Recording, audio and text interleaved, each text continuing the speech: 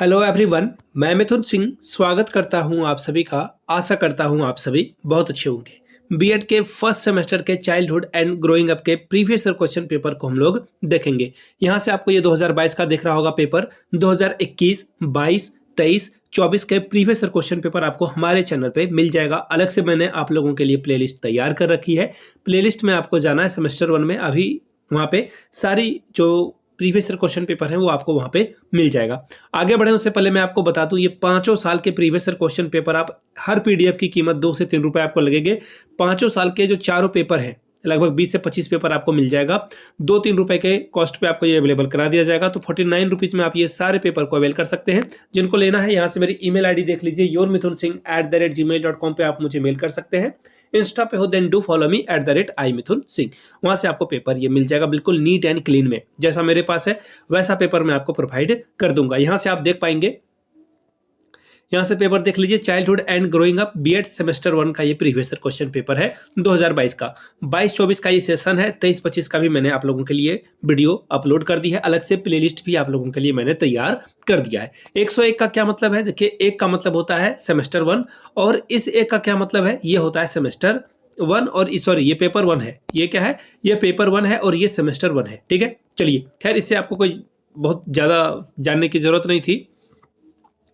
3 घंटे का ये पेपर होने वाला है और फुल मार्क्स 80 नंबर आप यहाँ से ओवरऑल ला सकते हो। ऑलराइट, ग्रुप ए में आपसे 10 क्वेश्चन पूछा जाएगा।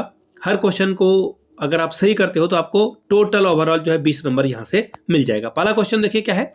Who is regarded as the father of educational psychology? किसे जो है शिक्षा मनोविज्ञान का जनक माना जाता है? थॉर्नडाइक को, स्किनर को, प्याजे को या फिर पेवलव को? अगला सवाल है, transfer of genes from one generation to another is called as, यानी कि जो जीन्स हैं एक पीढ़ी से दूसरे पीढ़ी में जब वो हस्तांतरण होता है उसे क्या कहते हैं? हेरिडिटी, इन्वायरमेंट, ट्रांसफॉर्मेशन या फिर none of this?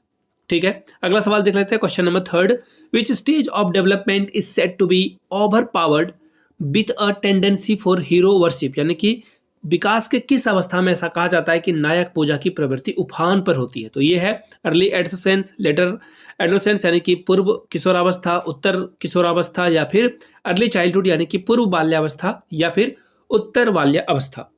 Question number D की ओर बढ़ेंगे, यानी कि चौथे क्वेश्चन की ओर।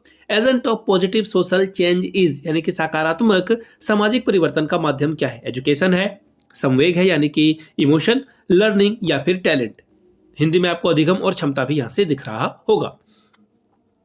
अगला question, question number 5, give me the baby and I will make it as you desire was the statement given by whom? यानी कि मुझे बच्चा दीजिए, मैं उसे वैसा बना दूंगा जैसा आप चाहेंगे। यह किसने कहा था? वाटसन ने, ब्रूनर ने, हॉल ने, थॉर्नडाइक ने? किसने कहा था? इसके बारे में आपको बताना है।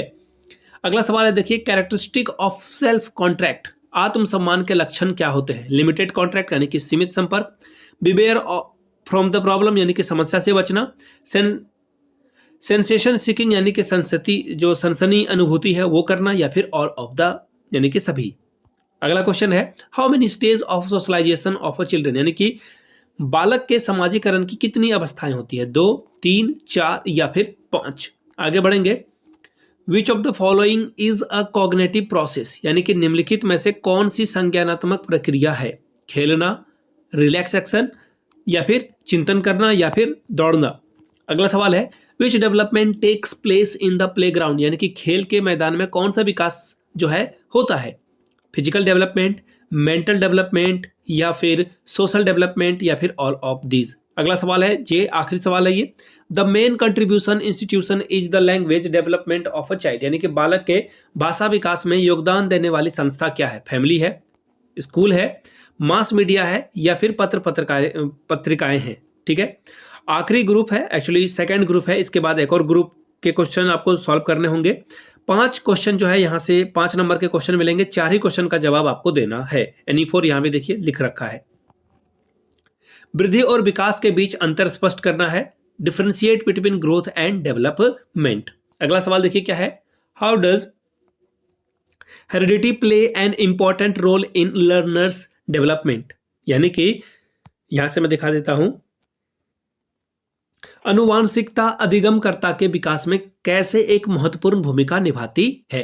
अगला सवाल देखिए, adolescence is the period of problems discuss, यानी कि किशोरावस्था समस्याओं का काल है, इसका वर्णन करें।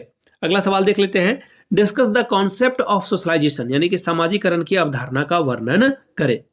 अगला सवाल क्या है, discuss the nature of education during childhood, यानी कि बाल्यावस्था में शिक्षा की प्रकृति का जो है वर्णन करें।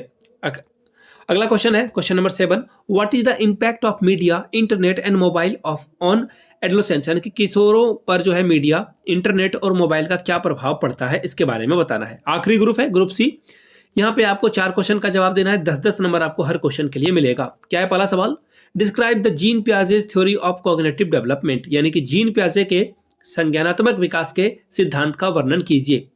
Question number 9, describe the Kohlberg theory of moral development, यानी कि कोहलबर्ग के नैतिक विकास के सिद्धांत का वर्णन करें। Question number 10, what are the various stages of growth and development, describe in detail the growth and development of adolescence, यानी कि वृद्धि और विकास के विभिन्न अवस्थाएं कौन कौन सी है, और किशोरों के वृद्धि और विकास का वर्णन विस्तार से करें या कीजिए।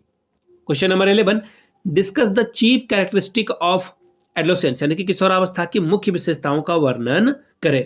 Question number 12, discuss the role of parents and teachers in physical and moral development of children, बालकों के शारीरिक और नैतिक विकास में अभिभावकों एवं शिक्षकों की भूमिका का वर्णन करें। Question number 13, what are the behavioural difficulties in socialization, यानी कि समाजीकरण में व्यवहारिक कठिनाइयां कौन कौन सी आती है, इसके बारे में वर्णन करें। यह आखिरी सवाल था।